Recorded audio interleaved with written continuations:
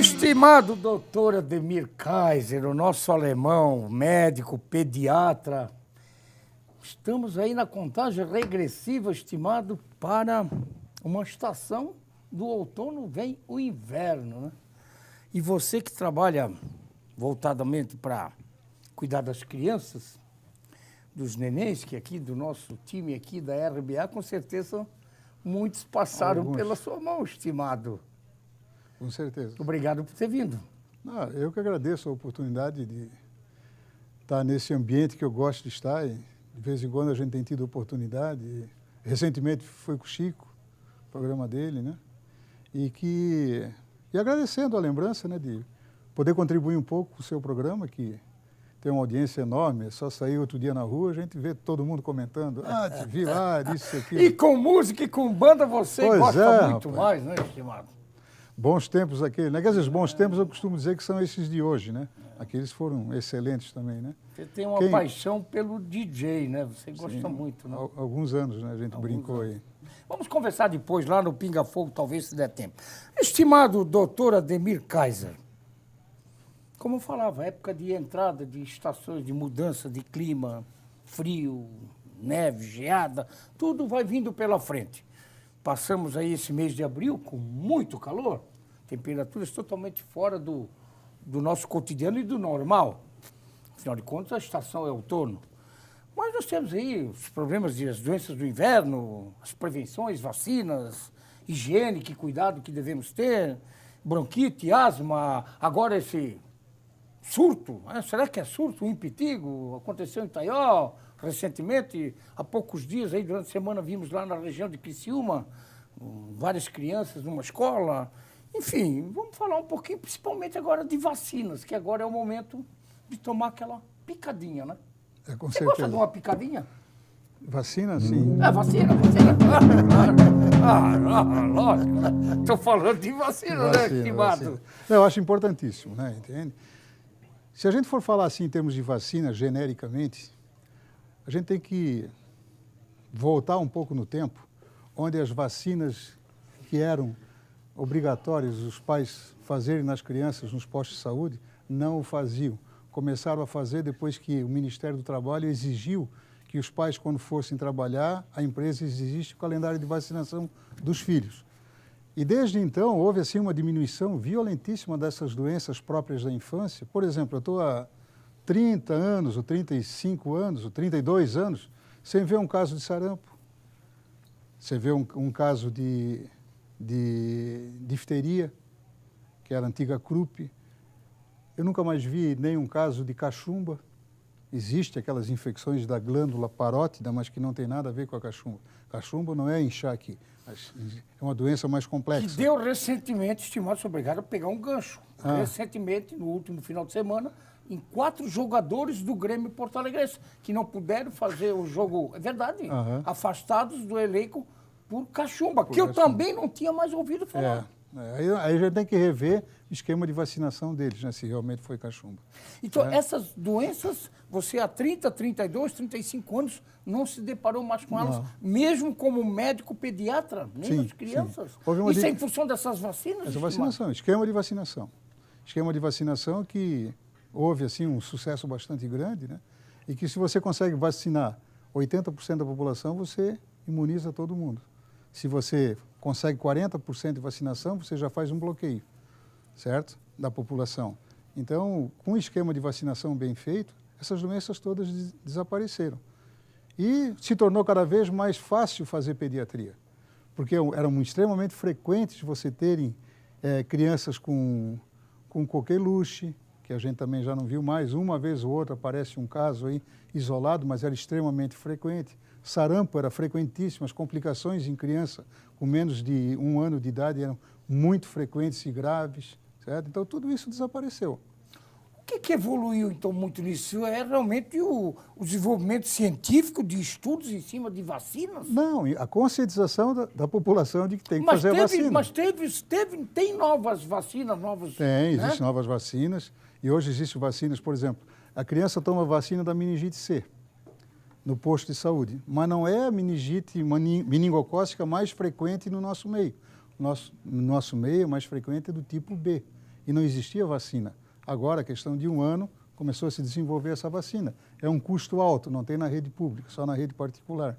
Existem outras meningites meningocócicas, tipo A, C, W, Y, que também já tem vacinação. Então, quando me perguntam assim, pô, é importante a vacinação? Não, é fundamental a vacinação. Nós nem chegamos ainda na vacina da influenza, né, que é da gripe. Que nós vamos falar daqui a pouco, vamos falar daqui a pouquinho, entende? Mas existe hoje, por exemplo, o HPV, certo? Que é uma doença sexualmente transmissível que faz o câncer de colo de útero das mulheres. Então, se a criança começa já com adolescente, pré-adolescente, começar a vacinação, e a gente está pedindo, inclusive, para que os meninos sejam vacinados também, porque eles mais tarde não vão passar a doença para as meninas que não fizeram a vacina, quer dizer, é uma forma de um bloqueio da doença, entende? Então, se tem isso tudo no nosso meio, pô, a gente tem que mais estimular todos que se faça. E que, de preferência, que se disponha isso na rede pública. Tem algumas vacinas que não tem ainda. A gente está tendo agora um pouquinho mais de controle dos casos de varicela, catapora, certo? Por quê? Porque a rede pública já tem a vacina também. A catapora ainda está em... Está em voga ainda, hein? Ainda? É. Essa não sumiu? Não, essa Como não as sumiu. outras? Não, porque não tem ainda um esquema tão bom de vacinação. E a catapora, ela faz parte do esquema do herpes, né? Aquele vírus que tem diversas manifestações no nosso corpo. E a criança, é bom passar por isso? Não justifica passar se você tem um esquema de vacinação, porque sempre são doenças que podem ter suas complicações. Por exemplo, já tivemos crianças que tivemos que mandar para fora porque ela fez uma paralisia motora, ela não andava mais. Uma consequência que fez uma encefalite por catapora. É raríssimo acontecer, mas pode acontecer com o filho de qualquer um. Então, se a gente pode evitar isso, faça a vacinação. Tá. Vamos clarear. O que é a encefalite? É uma infecção no cérebro. No cérebro? É, viral. E aí isso pode ser extremamente Pode grave. ser grave, pode ser grave. De ficar com sequelas. Sequelas e levar a óbito. Pode morrer disso. Estimado, agora, né, dia 25 foi o dia que iniciou a vacinação no Estado, na rede pública, no seu consultório e outros já, com certeza, principalmente os médicos pediatras, trabalham com essas vacinas importadas e tal. Muita procura. Bastante. Por exemplo, na rede pública a gente viu filas. Para Santa Catarina, em torno de 1.700.000 vacinas que é para serem aplicadas, na faixa de 1.500.000, 1.400.000 com certeza. Tal. É o que a rede pública, o Secretaria de Estado da Saúde divulga. É suficiente? Não, eu acho que não é suficiente. Eu acho que, inclusive, mas eu acho que a procura de vacinação na rede pública é inferior à disponibilidade de vacina que eles têm. Porque eles querem atingir um público-alvo específico. Idosos, problemas crônicos, gestantes, crianças com menos de 5 anos e o pessoal da rede pública que tem contato com essas doenças. Se tem sobra de vacinação, eu sempre acho que deveria disponibilizar essa vacina para uma população maior. Daqui a pouco fica estocada lá. Sim. Por quê? Porque essas pessoas, mesmo não sendo da faixa de risco, elas podem transmitir a doença. E se elas são vacinadas, elas não transmitem a doença. Não transmitem a doença. Normalmente, né? No seu consultório, estimado, eu, por exemplo, procurei uma vacina lá que aquela vacina era para 4 tipos de vírus. Sim. E é da rede pública de 3, é a trivalente e a nossa quadrivalente, né? A diferença é o seguinte, a primeira coisa que a gente tem que colocar e procurar fazer a população entender é que quando você vacina contra a gripe, você está sendo vacinado por um grupo específico de vírus, que é o influenza. No caso, influenza A e influenza B. A rede pública tem 2 subgrupos de A e 1 subgrupo de B. Na rede privada, tetravalente, é 2 de A e 2 de B. Esse segundo de B, não existe muita incidência aqui no Brasil ainda, mas nos Estados Unidos, na América do Norte, no ano passado, foi bastante intensa, essa virose, que com certeza alguém vai trazer para cá, ou já trouxe, certo? Então essa é a diferença fundamental. E quando a gente fala em vacinação, como no caso em clínicas particulares, além de ser, não por serem vacinas importadas de qualidade, a gente acredita na qualidade da vacina do posto. Por quê? Porque as outras vacinas que são dadas no posto têm uma eficiência ótima. Não é esse o problema. E não é por causa desse subgrupo que nós vamos deixar de lado a trivalente. Não, tem a tri à disposição, não pode fazer a tetra por questão financeira, alguma outra coisa, vai tomar a tri, pô, não tem problema nenhum. Ela é excelente. Vai ajudar um monte. Vai ajudar um monte. Mas só que a gente não pode esquecer que é como sendo só para um tipo de vírus, e a gente tem milhões de vírus diferentes, que não são tão violentos quanto o vírus influenza, você está sujeito a fazer outras viroses, outras gripes fortes, tudo, mas não especificamente para esses grupos que pode levar à morte.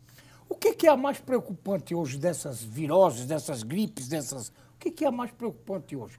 É a H1N1 que no estado aí já... H1N1 é um subgrupo do tipo A, né? né? E tem H2N3, que é outro subgrupo do A. Né? E tem Mas hoje se B. fala muito nisso, né? Você vê a mídia aí, a mídia fala muito nisso. Agora teve 4, 5 casos, hoje 6 casos, 8 casos no estado, e dá um alarme. O que é a mais preocupante? Eu acho que o mais preocupante é você procurar fazer a profilaxia, evitar ter a doença, certo? E quando você, eventualmente, está numa situação que possa ter adquirido, ser contagiado por esse vírus, procurar a rede pública para fazer um diagnóstico de certeza e ser bem orientado com relação ao tratamento. Por quê? Porque existem tratamentos onde a gente usa uma medicação específica chamada Tamiflu, que ajuda a não complicar a doença. Mas o que tem acontecido? Essas pessoas ficam 3, 4, 5 dias em casa, afundando cada vez mais, ficando cada vez mais debilitada, e invariavelmente, quando chegam no hospital, são pessoas que já são candidatas a ir para a UTI, porque fazem uma doença respiratória grave, síndrome de angústia respiratória grave, né, do adulto. E esses casos foram de adultos? Sim, de adultos. O adulto é mais relaxado? Olha, talvez ele não se preocupa tanto com ele, mas com os filhos. Certo? E às vezes quando chegou atrasado. Chegou atrasado para o tratamento. E aí é muito difícil o tratamento, né? Quando está complicado, sim. Né? Porque sabe que com virose, tu não tem muito tratamento, entende? Se quando tem uma infecção bacteriana, mesmo com bactérias altamente resistentes, sempre você vai encontrar um antibiótico que vai te ajudar. Quando você tem uma infecção viral, as complicações às vezes são violentíssimas, entende? Então não tem o que você fazer de suporte. Quando a gente fala em gripe, o que a gente pede para fazer? Repouso, hidratação e cuidar dos sinais vitais e ver como é que vai evoluindo. Se sentiu que não está indo bem, que gripe é uma coisa que 2, 3 dias tem que melhorar. Se não melhorar, é que está complicando alguma coisa, vá procurar recurso. A gripe é uma doença grave, mas pode ser...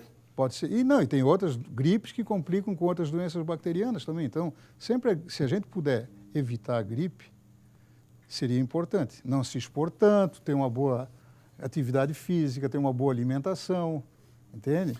Isso tudo vai nos ajudar bastante. E a gripe vai te atingir a área pulmonar. Sim, que é a mais grave, né? Que é o mais grave. Mais grave. E pode fazer uma pneumonia. Pode. Que está lá que é mais grave. Ajuda a complicar. Mas parece que a gente tem não sei quantos mil casos já relatados no país atualmente e tiveram 230 óbitos no total, no país todo, né? Entende? Isso é pouco. Não é tão pouco, né? A incidência está sendo meio grande, né? Pelo número de casos que houveram.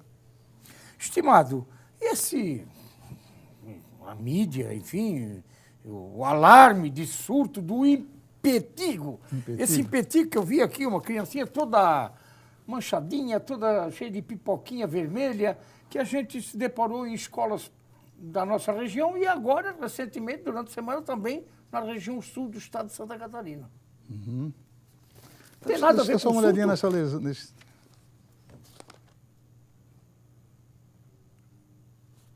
Olha, isso está parecido com impetigo. Está parecido com impetigo? Tá. É que não tem um diagnóstico ainda firmado com relação à Secretaria de Estado. Com relação estimado.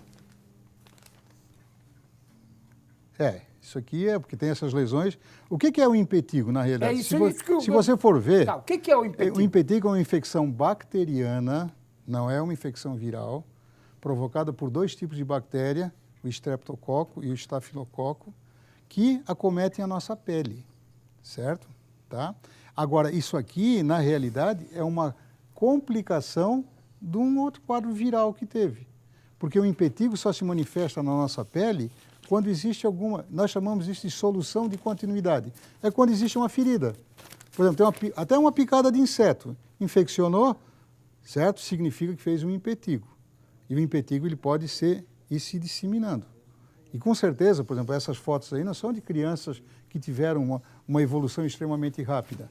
Elas evoluíram lentamente, entende? E normalmente o impetigo ele não atinge muitas crianças juntas. Ele é contagioso, mas não é contagioso de pegar uma sala toda.